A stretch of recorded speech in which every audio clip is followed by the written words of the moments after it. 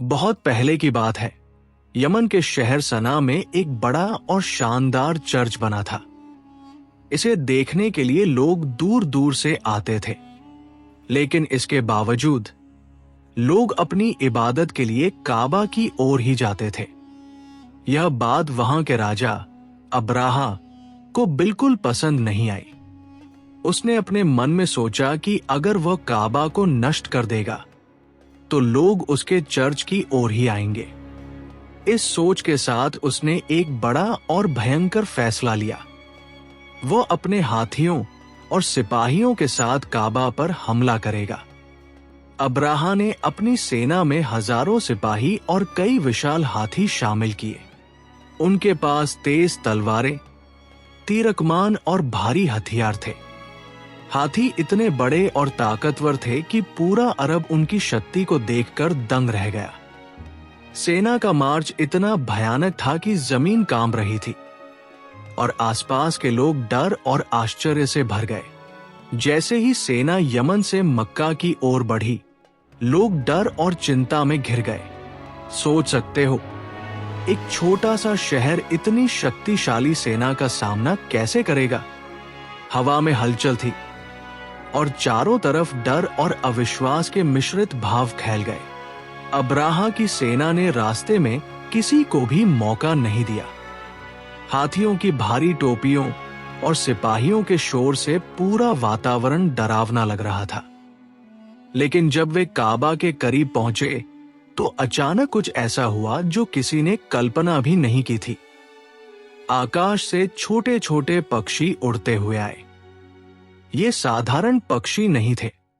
उनके पंजों के साथ छोटे छोटे पत्थर थे जो सीधे सिपाहियों और हाथियों पर गिरने लगे। सेना के हाथी डर और भय से कांपने लगे। सिपाही घबरा गए। कुछ ही पल में पूरे सेना में अराजकता फैल गई। हाथी इधर उधर भागने लगे, सिपाही गिरने लगे। अब्राहा खुद भी समझ नहीं पा रहा था कि इतनी ताकतवर सेना अचानक कैसे परास्त हो गई। हर तरफ चीख पुकार, ध्वनि और भगदड़ मची हुई थी।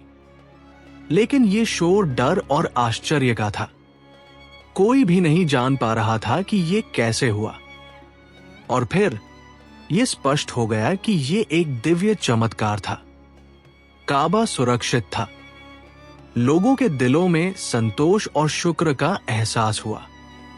ये वो पल था जब हर इंसान ने महसूस किया कि ये सिर्फ एक घटना नहीं थी, बल्कि अल्लाह का करिश्मा था। इस घटना का उल्लेख कुरान में सूरा अल-फिल में भी आया है। बताया गया है कि अल्लाह ने काबा की सुरक्षा के लिए पक्षियों के माध्यम से पत्थर बरसाए और सेना पूरी तरह परास्त हो गई। ये घटना अरब में इतिहास का एक अद्भुत मोड़ बन गई। सोचिए, एक पूरी सेना हाथियों और हथियारों के साथ काबा को नष्ट करने आई थी, लेकिन फिर छोटे पक्षियों और पत्थरों के माध्यम से पूरी तरह से हराई गई। ये एक अद्भुत चमत्कार था जो ये सिखाता है कि किसी भी ताकत के आगे अल्लाह की मर्जी सबसे बड़ी है। लोग इस घटना को सुनते ही डर, आश्चर्य, खुशी और संतोष के मिश्रित भाव महसूस करते हैं। ये सिर्फ एक कहानी नहीं है, बल्कि एक सबक है। ये याद दिलाती है कि चाहे कितनी भी शक्ति हो, कोई भी योजना अल्लाह की मर्जी के बिना सफल नहीं हो सकती। अब्राहा अपनी हार से पूरी तरह हताश हो गया। वो और उसकी सेना पीछे हट गई। मक्का के लोग राहत और खुशी से भर गए। उन्होंने देखा कि उनके पवित्र स्थान को कोई नुकसान नहीं पहुंचा सका। ये कहानी आज भी हर पीढ़ी के लिए प्रेरणा का स्रोत है। ये दिखाती है कि विश्वास और धैर्य अल्लाह की मदद से किसी भी मुश्किल का सामना कर सकते हैं। हर इंसान जो ये कहानी सुनता है, उसके दिल में एक अद्भुत मिश्रण होता है, डर, आश्चर्य, संतोष और विश्वास।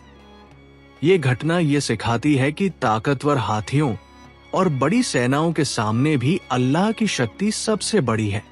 कभी कभी हम सोचते हैं कि ताकत ही सब कुछ है, लेकिन ये कहानी हमें याद दिलाती है कि सच्ची ताकत विश्वास और ईश्वर के भरोसे में है।